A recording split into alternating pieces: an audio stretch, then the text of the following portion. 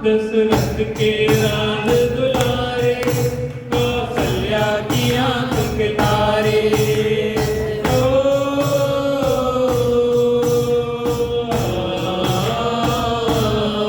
दशरथ के राज दुलारे, कौशल्या की आंख के तारे।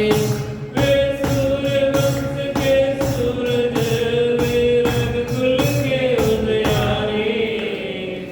रवि सेन गुरुवर बोले हो, रवि सेन गुरुवर बोले, अमृतमयी वाणी। राम कहानी सुनो रे, राम कहानी, राम कहानी सुनो रे, राम कहानी। श्री राम जय राम जय जय राम, श्री राम जय राम जय जय राम, श्री राम जय राम जय जय राम, श्री राम जय राम जय जय राम। एक राम दशरथ का बेटा, एक राम घट घट में बैठा। एक राम है जगत पसारा, एक राम सब जग सो न्यारा। जय श्री राम बोलो, जय श्री राम, जय श्री राम बोलो, जय श्री राम। एक राम दशरथ का बेटा,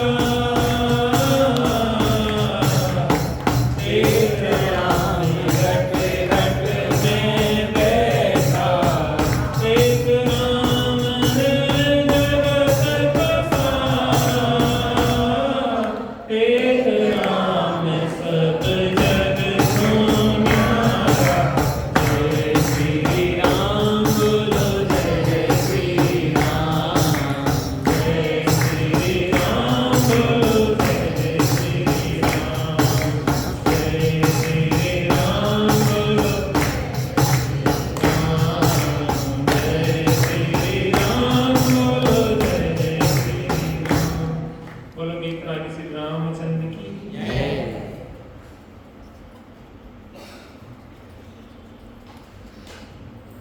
अभाव, एक पदार्थ का दूसरे पदार्थ में ना माना अभाव कहलाता है। कहते हैं अभाव।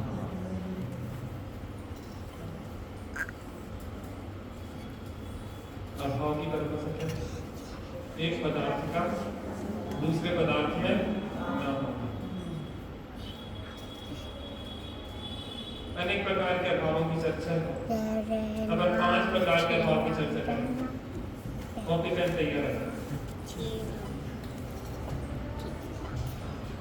प्रागभाव, प्रध्वंसा भाव, अन्योन्य भाव, अत्यंत भाव, आगे चार अतद भाव, असत अतद भाव। अतद पहला कौन सा है? प्राग भाव। दूसरा प्रध्वंसा भाव, तीसरा अन्योन्य भाव, चौथा अत्यंत भाव और पांचवा अतत भाव। ध्यान से सुनना, बहुत काम आने वाली चीज क्योंकि आगे की कथा से जुड़ी हुई है, इसलिए मुझे थोड़ा सा आपको समझाना पड़ता, सिखाना पड़ता। भैया क्या नाम बताया था? योगेश, योगेश भैया। पहला भाव कौन सा है? प्राग भाव, दूसरा प्रशंसा भाव, तीसरा अन्योन्य भाव, चौथा अत्यंत भाव और पांचवा अतत भाव। प्राग भाव वर्तमान पर्याय का पूर्व पर्याय में भाव। ये तीन पर्याय ले लो, तीन, जो वर्तमान की पर्याय और जो पूर्व की पर्याय, जो आगामी पर्याय। समझ गए? तीन हो गई। बच्चों को समझ में आ रहा? ध्यान से सुनना। तीन पर्याय, पर्याय माने गुणों का काल अर्थात वर्णन मतलब से पर्याय कहते हैं, प्रतिसमय बदलती रहती है। तो तीन पर्याय पढ़ने लिए यहाँ पे, वर्तमान पर्याय और जो कौन सी है? पूर्व की पर्याय और जो अतीत की पर्याय। वर्तमान, भूत और भविष्य, तीन पर्याय होंगे ना। इस वर्तमान पर्याय का, वर्तमान अवस्था का पूर्व अवस्था में अभाव, प्राग भाव। प्राग, प्राग माने पूर्व। इस वर्तमान पर्याय का पूर्व की पर्याय में अभाव, वो प्राग भाव है, प्राग भाव जिसको कहते हैं। ठीक है ना? वर्तमान पर्याय का आगामी पर्याय में भाव को प्रध्वंसा भाव कहलाता है। थोड़ा उपयोग लगाएंगे, समझ में आएगा। बहुत सरल चीज है, मैं आपको समझाता, आपके जीवन में बहुत काम आने वाली चीज है, बहुत बढ़िया। वैसे मैंने सामान्य रूप से आपको बताया था, आज थोड़ा सा मैं उसको परिभाषा सहित बता रहा हूँ, समझने का प्रयास करो। पहले मैंने इसकी चर्चा कर दी। प्राग भाव माने वर्तमान पर्याय का पूर्व पर्याय में अभाव क्या कहलाएगा? प्राग भाव। वर्तमान पर्याय का आगामी पर्याय में अभाव कौन सा कहलाएगा? फिर से पीछे से बहन जी आपसे पूछ रहे हैं। नहीं बहन जी है। वर्तमान पर्याय का पूर्व पर्याय में अभाव कौन सा कहलाएगा? प्राग भाव। मैं बोल रहा हूँ, उसको दोहरा देते हैं। वर्तमान पर्याय का पूर्व पर्याय में भाव प्राग भाव। ठीक है? फिर से बोलो, वर्तमान पर्याय का पूर्व पर्याय में भाव प्राग भाव। शब्द तो चढ़े कम से कम। क्या शब्द है? वर्तमान पर्याय का आगामी पर्याय में भाव प्रध्वंसा भाव। वर्तमान पर्याय का आगामी पर्याय में भाव प्रध्वंसा भाव। बोलना, वर्तमान पर्याय का आगामी पर्याय में भाव प्रध्वंसा भाव, प्रध्वंसा भाव। ठीक है ना? हो गया। अब मैं आपको बोलूंगा नहीं, आपको बोलना है। ये क्या है? वर्तमान पर्याय। इस पर्याय में अभाव क्या कहलाएगा? प्राग भाव। वर्तमान पर्याय का पूर्व पर्याय में प्राग भाव अभाव कौन सा कहलाएगा? प्राग भाव। वर्तमान पर्याय का आगामी पर्याय में अभाव कौन सा कहलाएगा? प्रध्वंसा भाव। वर्तमान पर्याय का आगामी पर्याय में अभाव क्या कहलाएगा? आ गया बेटा, तुम लोग आ गए? आगे जगह खाली है तुम लोगों के लिए स्पेशल। तुम भी उठ जाओ। योगेश, नए लोगों के लिए प्राथमिकता है, रिजर्वेशन को सकते है ना?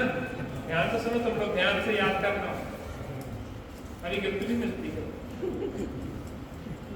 लोग कह रहे हैं यार बोतलें बहुत जुड़ गई, अब तुम चेंज करो। बोतलों को क्या करें? कचू कप के सेट तो है नहीं, गिलास के कि 6 हो जाए, 6 बोतलों को क्या करें? एक ही का काम चले।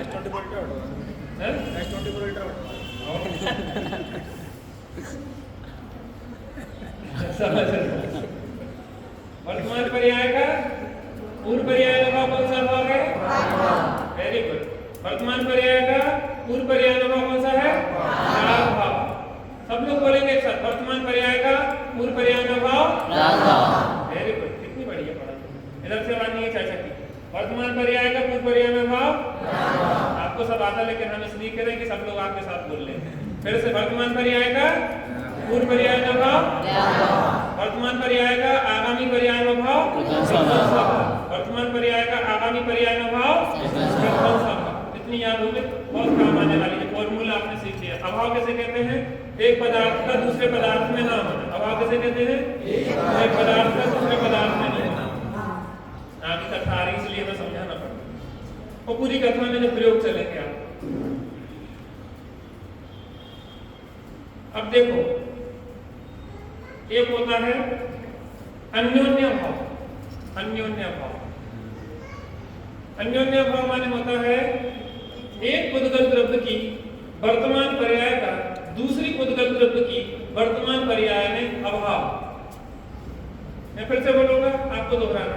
एक पुद्गल द्रव्य की वर्तमान पर्याय का एक पुद्गल द्रव्य की वर्तमान पर्याय का दूसरे पुद्गल द्रव्य की वर्तमान पर्याय में अभाव।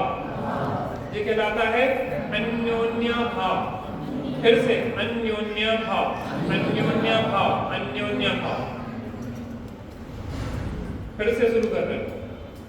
एक पुद्गल द्रव्य की वर्तमान पर्याय का दूसरे पुद्गल द्रव्य की वर्तमान पर्याय में अभाव अन्योन्य भाव है। एक पुद्गल द्रव्य की वर्तमान पर्याय का दूसरे पुद्गल द्रव्य की वर्तमान पर्याय में अभाव अन्योन्य भाव। तीन परिभाषा याद होगी। प्रागभाव किसे कहते हैं, एक साथ बोलो। वर्तमान पर्याय का पर्याय का अभाव। कौन सा अभाव हो गया? वर्तमान पर्याय का आगामी पर्याय में अभाव कौन सा हो गया? एक पुद्गल द्रव्य की वर्तमान पर्याय का दूसरे पुद्गल द्रव्य की वर्तमान पर्याय में अभाव कौन सा हो गया? अन्योन्य भाव। अब रहेगा अत्यंत भाव। बहुत सरल है। एक द्रव्य का दूसरे द्रव्य में अभाव अत्यंत भाव। जैसे जीव का पुद्गल में अभाव, पुद्गल का जीव में अभाव। ये कौन सा हो गया? अत्यंत भाव। ये अत्यंत ही चतुष्टय ही नहीं है। चार याद हो गए। एक आपको नया बताऊंगा, ये आपने कम सुना होगा, साथ ही लोग थोड़ा इसको ध्यान दें। अतद भाव। एक द्रव्य का दूसरे द्रव्य में भाव। 6 द्रव्य होते ना, एक दूसरे का एक दूसरे में भाव। अत्यंत भाव सबसे सरल है। जीव का पुद्गल में भाव, ये अत्यंत भाव। समझ में? अतद भाव। जो स्वाध्यायी लोग और सब लोग सुने ध्यान से, काम की चीज है। अतद भाव द्रव्य गुण और पर्याय की चीजें होती। सुबह पढ़ रहे हैं, कल से भी समय साहब जी सुबह कल विराजमान करें, क्योंकि अगर समय साहब होता है तो पढ़ा नहीं पाते।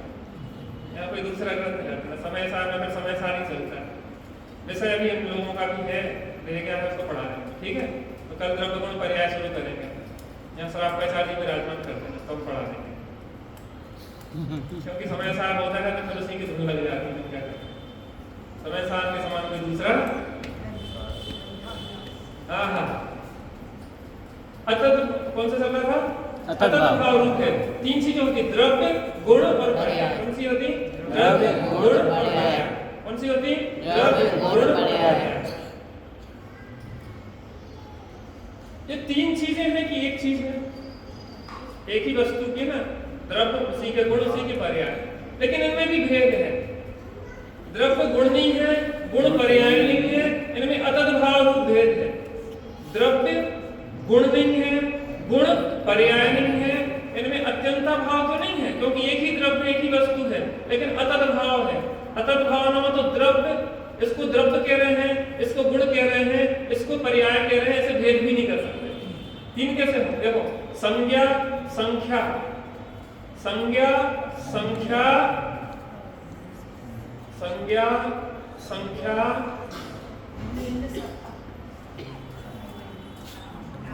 संज्ञा संख्या प्रयोजन के माध्यम से क्या है, उसको अंतर किया जाता है। संज्ञा माने नाम, नाम अलग है, संख्या अलग है। जैसे द्रव्य एक है, गुण अनंत है, पर्याय अनंत है।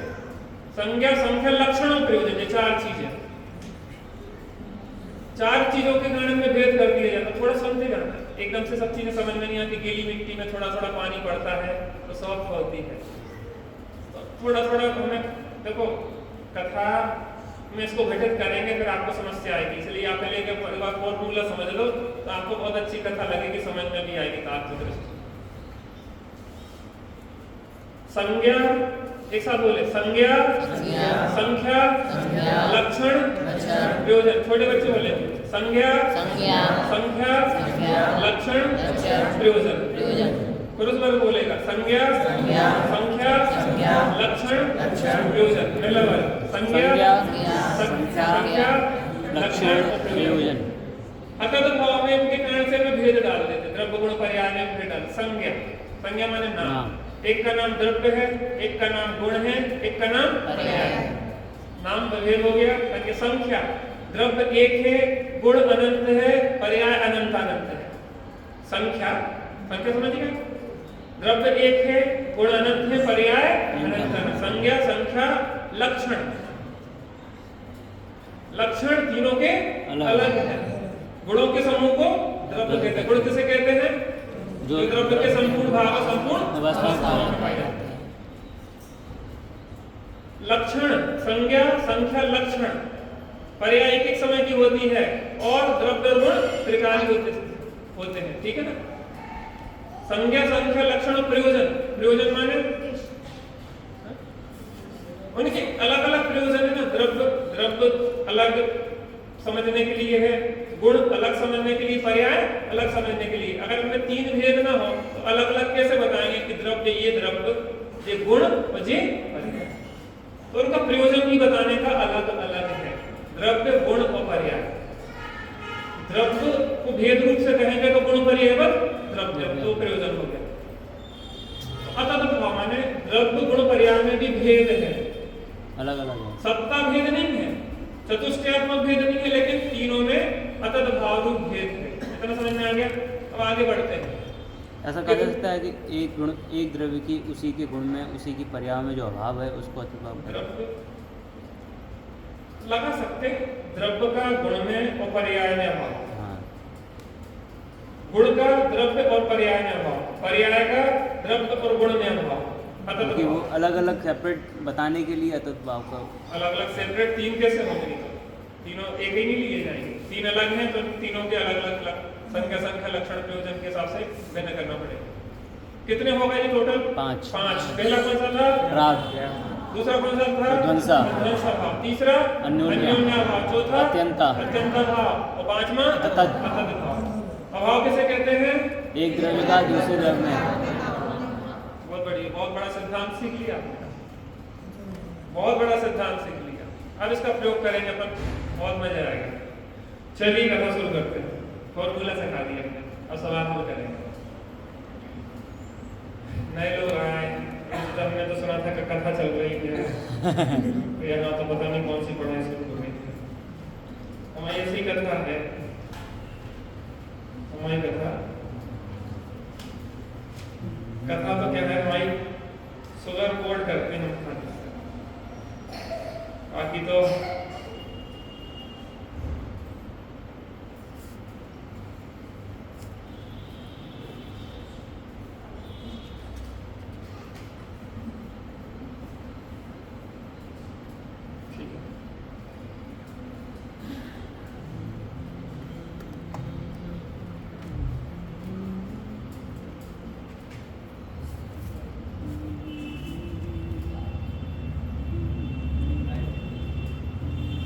जिन पर दरबार तुम्हारा, स्वर्गों से सुंदर प्यारा, जिन बीत राग मुद्रा से परिणामों में उजियारा, ऐसे तो हमारे भगवन हैं। चरणों में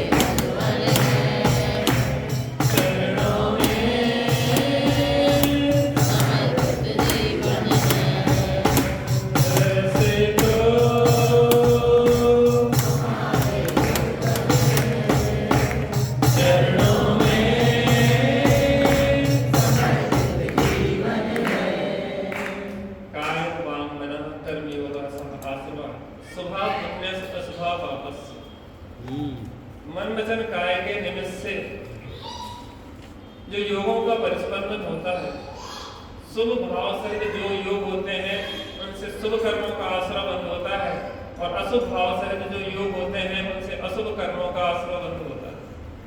अभी आपका मन वचन काया का योग शुभ भावों से पुण्य का बंद हो जाता है। यह सर्वस्व भगवान की भक्ति में लगे, आनंद विभोर होकर भगवान श्री राम के गुणानुराग में गुणानुवाद में लगे, तो पुण्य कर्म का संचय होता है, अनेक प्रकार की विपत्तियां दूर होती हैं, समस्त प्रकार की संपत्तियां प्राप्त होती हैं, लेकिन भक्त को इनकी कोई आकांक्षा नहीं होती।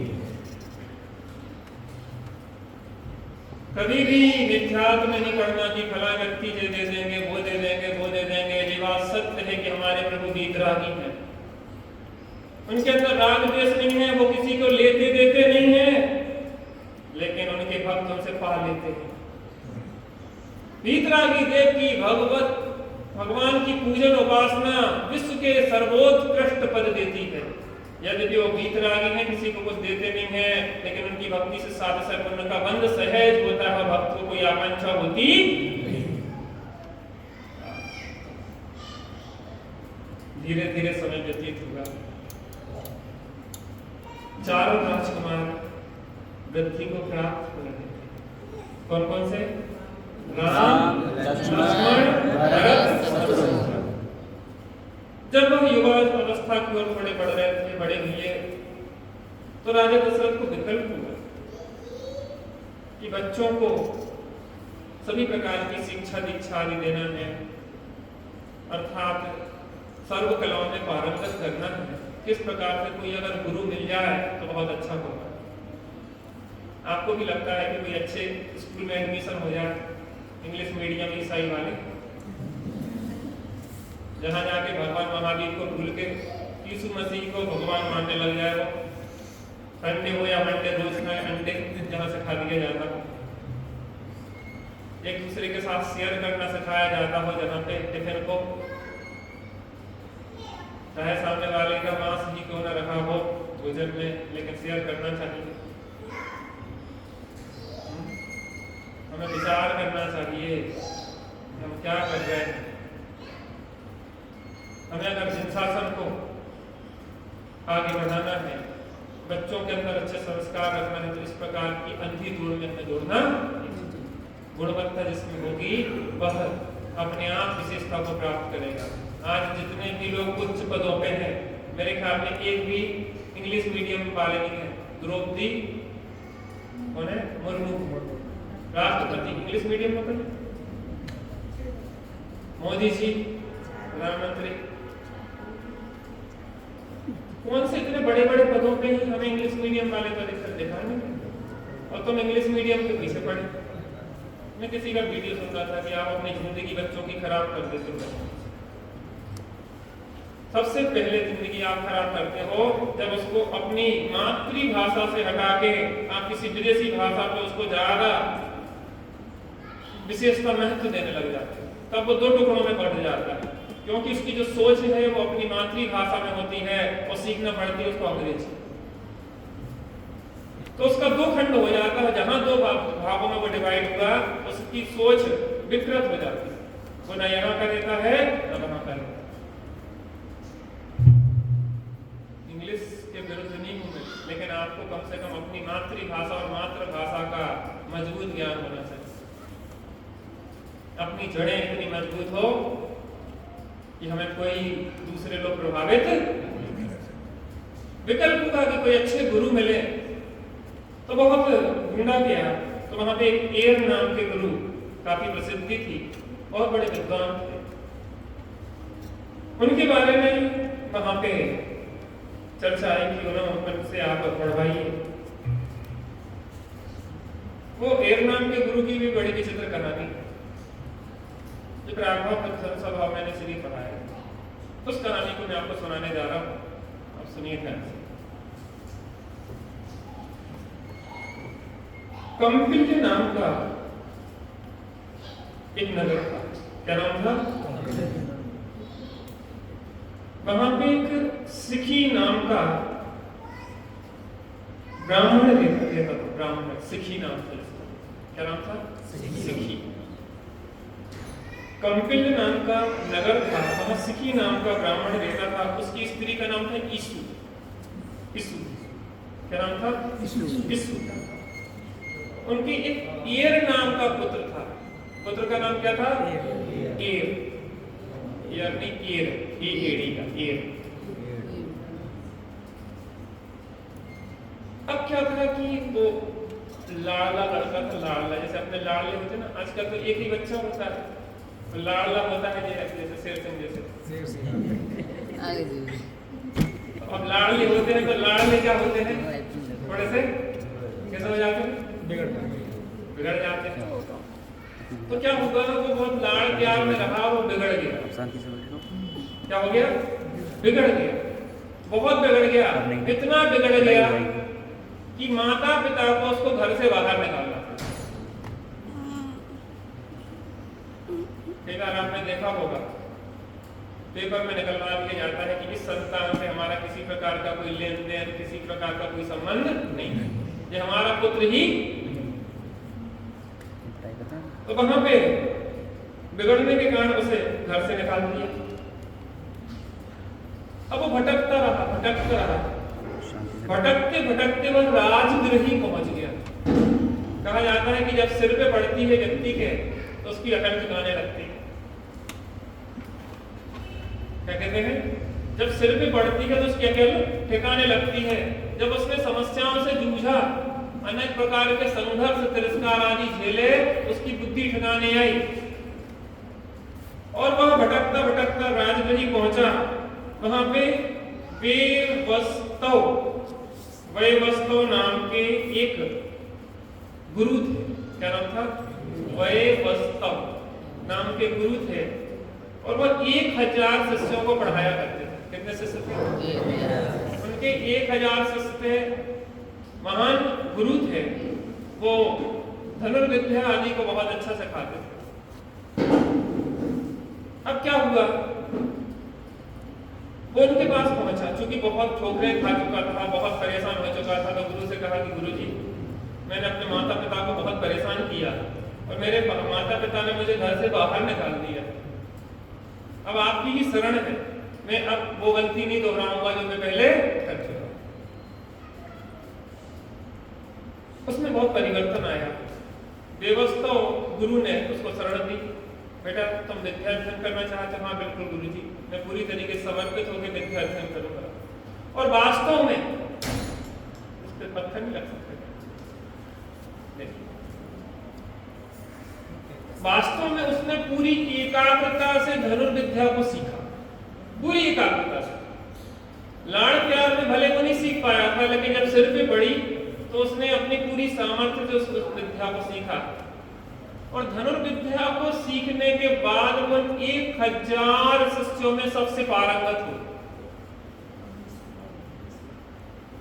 मैं यहाँ पे वो सिद्धांत लगाना चाहूंगा प्रागभाव का और प्रध्वंस भाव का। पूर्व पर्याय जो एर की थी वो कैसी थी? कैसी थी? एक बिगड़े हुए बालक की थी। और वर्तमान कैसी है पर्याय? एक बहुत श्रेष्ठ धनुर्धर की पर्याय। आप किसी भी व्यक्ति को देख के यह नहीं कह सकते कि इसका सुधार नहीं हो सकता। हम घर परिवार में कहते हैं भैया भगवान भी आ जाए तो इन्हें बदल सकते, लेकिन भाई सब नहीं, एक एक समय करके पर्याय बदलती है। और पूर्व पर्याय वर्तमान पर्याय एक सी हो ये जरूरी नहीं है। एक समय पहले मिथ्या दृष्टि है और एक समय बाद सम्यक दृष्टि हो जाता है। आप कैसे कह सकते हो कि इसमें बदलाव?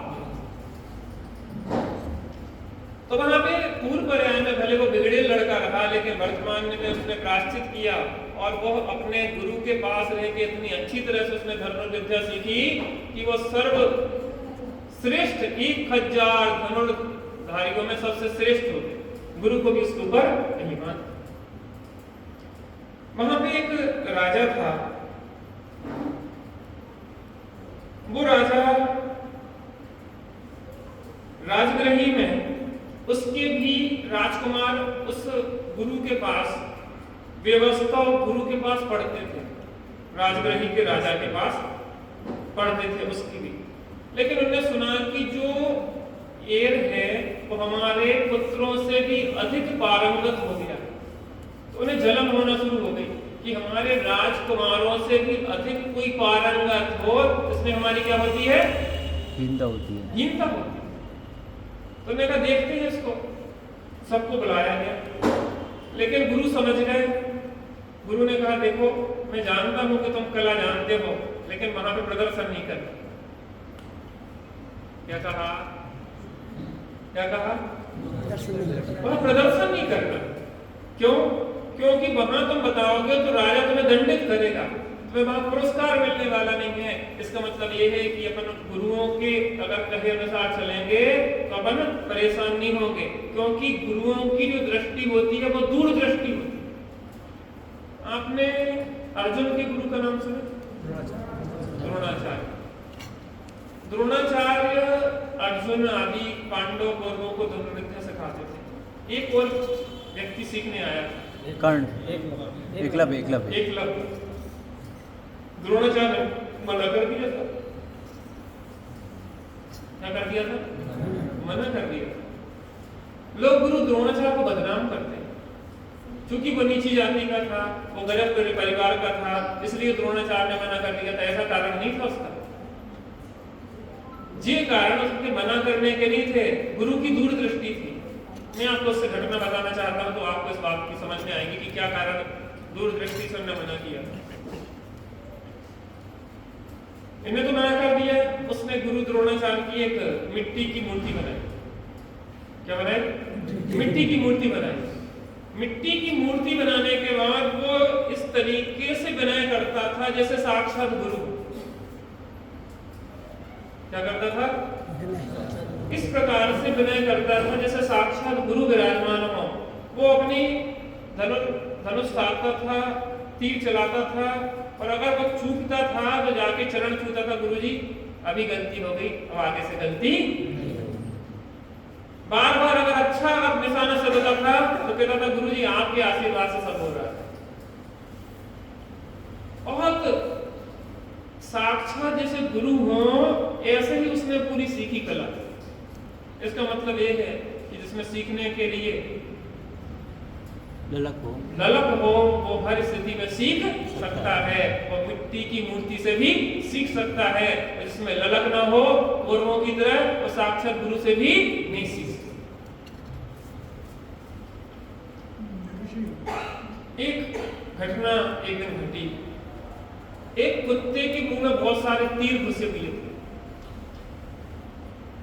एक कुत्ते के मुंह में बहुत सारे तीर घुसे हुए थे। गुरु द्रोणाचार्य ने उस कुत्ते के मुंह में घुसे हुए तीरों को देखा और कष्ट हुआ कि शब्द भेदी बाण चलाना कौन सीख गया? शब्द भेदी बाण मैंने अर्जुन को सिखाया है, जो कौन सीख गया है? और अर्जुन कभी भी इस तरीके से पशुओं का घात नहीं कर सकता। पता किया गया कि वो एकलव्य है ना, उसने शब्द भेदी बाण चलाना सीख लिया है। गुरु द्रोणाचार्य पहुंचे, तुमने किससे सीखा है? पहले आप ही मेरे गुरु, मैंने आपसे सीखा है।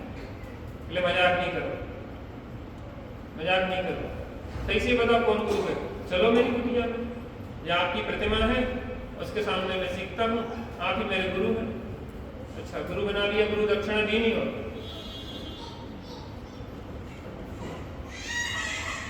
गुरु बना लिया तो गुरु दक्षिणा भी देना पड़ेगी। आप अगर कहो तो अभी प्राण दे दो, आप कहिए तो सही। कुछ नहीं चाहिए मुझे, मां तो तुम्हारा अंगूठा चाहिए।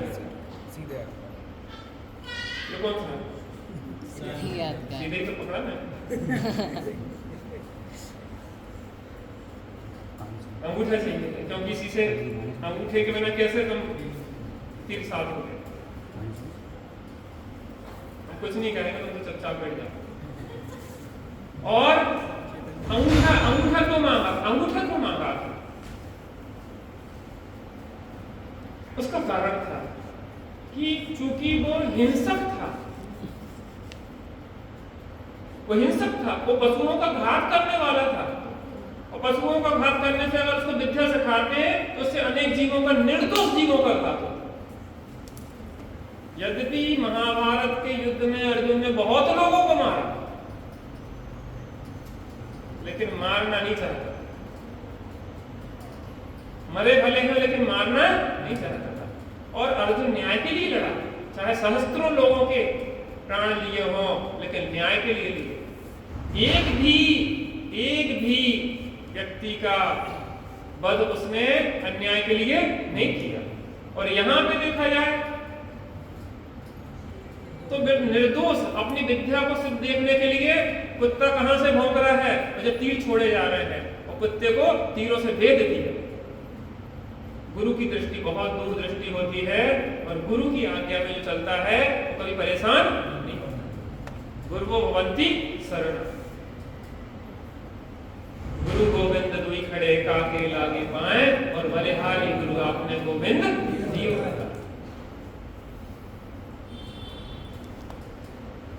तो वहां गुरु ने कहा एर से कि देख वहां जाके तू अपनी होशियारी नहीं दिखाना, क्योंकि होशियारी दिखाना तेरे संकट का कारण बन सकता, तू मूर्ख बन के रहना। निशाना सद रहा हो तो भी साधना नहीं है। और ऐसा ही हुआ, उसने निशाना उल्टा सीधा चलाया, और राजा समझे के लिए तो मूर्ख है, इसको जानता। वो संपत्तियों विपत्तियों से बच गया। उसने कहा देखो अब तुम यहाँ से निकल जाओ, तुम पारंगत हो गए हो, और अपनी पुत्री का गुरु ने विवाह एर से कर दिया, और उसको जाने के लिए कह दिया।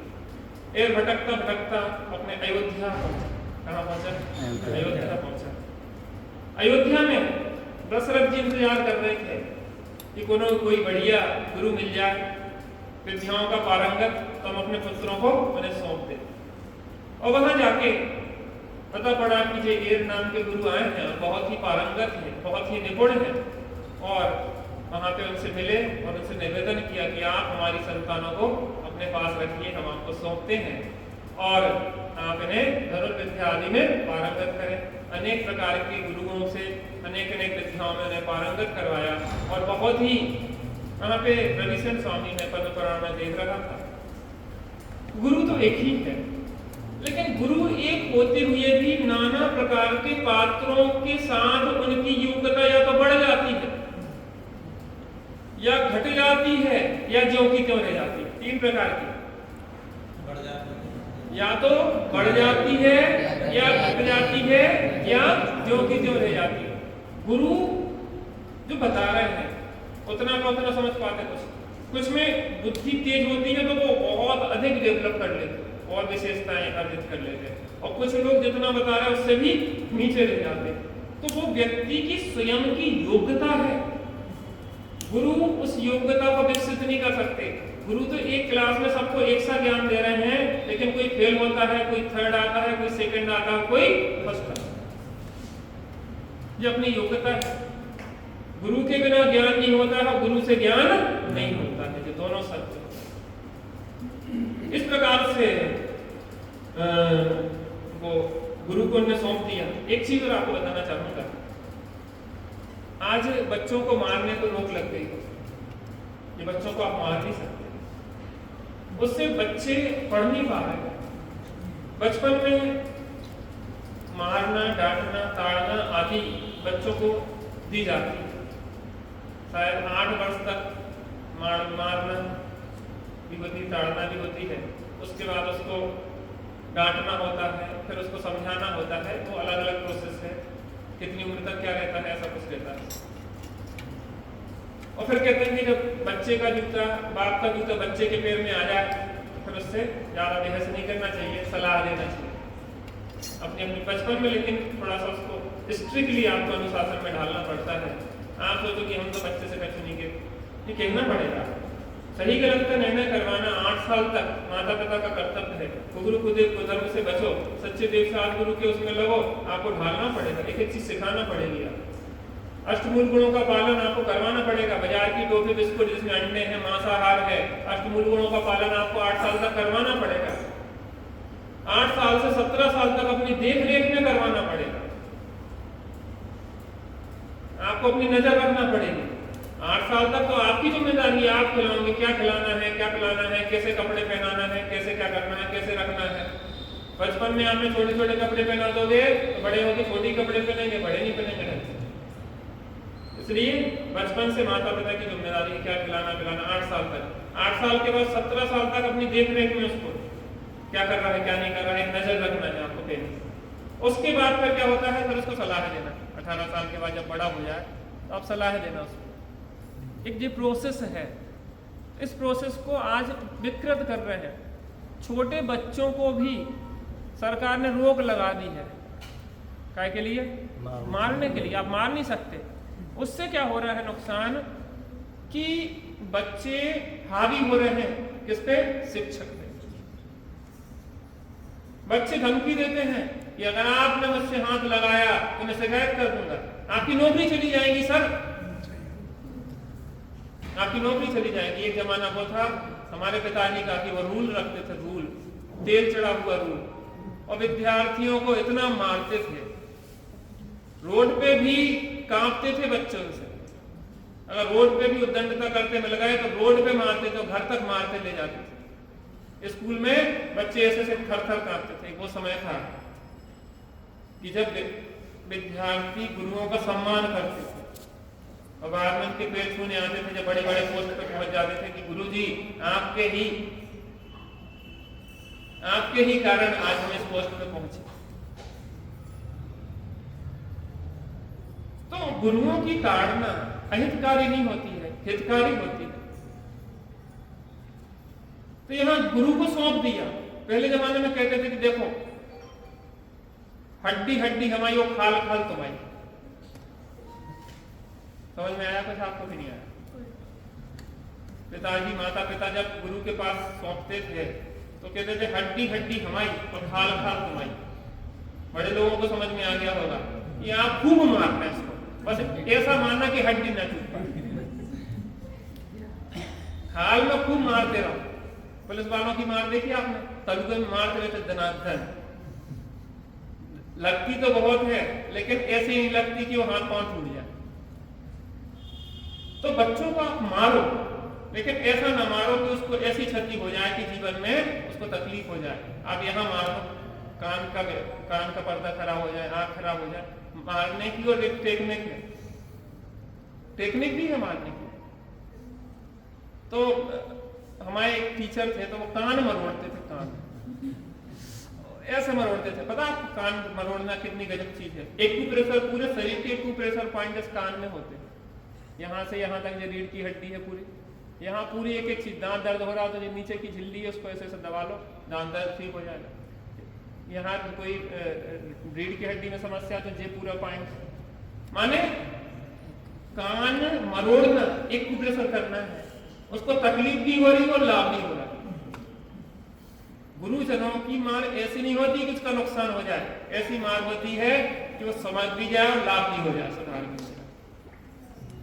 और वहां पे जाके वो बहुत पारंगत हुई है। एक विशिष्ट कथा अब आने वाली है। अब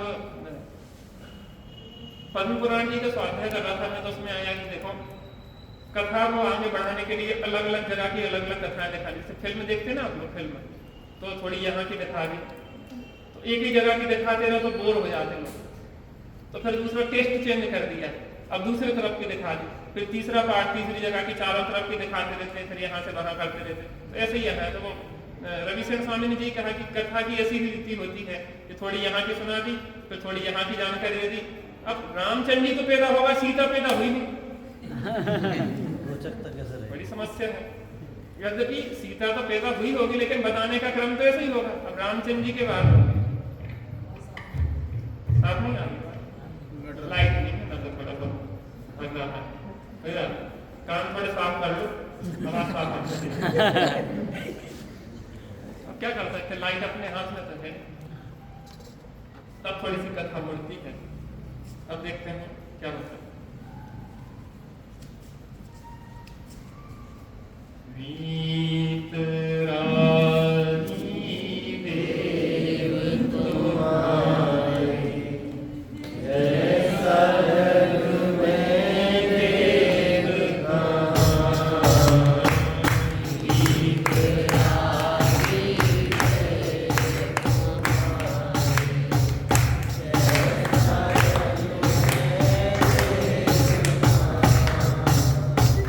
मार्ग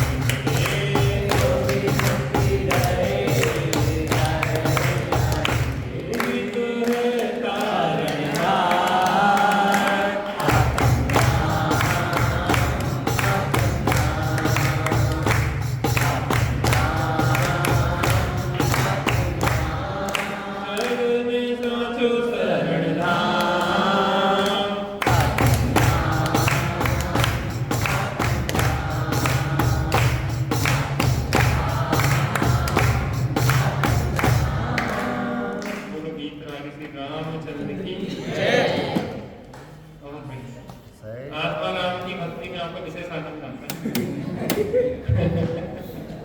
आना भी चाहिए, अपनी बात में ज्यादा आनंद आता है। वो तो दूसरे नाम जो हो गए भगवान, अब लेकिन जो बना बनाया भगवान है, अब कृत्रिम भगवान है, उसकी महिमा विशेष आना चाहिए, क्योंकि इसके आश्रय से भी वो राम बनेंगे और हम भी राम